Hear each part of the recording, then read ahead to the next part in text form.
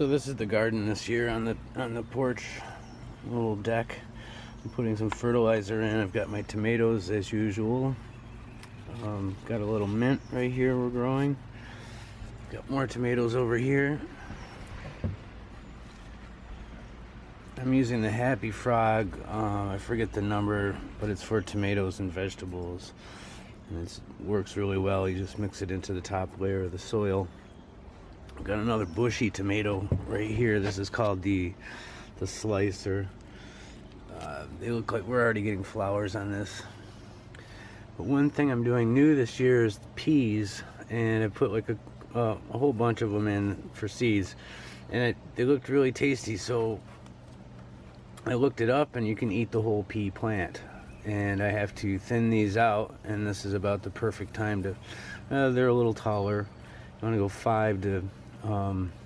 4 to 5 inches high, and this is probably a little bit more. But these are good just to eat in a salad. So I got to thin these out and get the ones going that I want to get some peas from. But they taste very, very good, and they're good for you. So finally, I have right here, I've got a couple basil, and I'm trying some sunflowers this year. These sprouts are also really good to eat too. They're very good for you. So there's the garden update.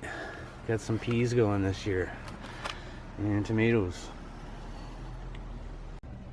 So I've got these thinned out now, and I've got a nice little pile of greens. These are really good too. It's a good quick survival food also. It's packed with really good stuff for you. And they come up pretty quick, and they like the cold, so it's good in spring. You can get 2 harvests out of this, spring and fall.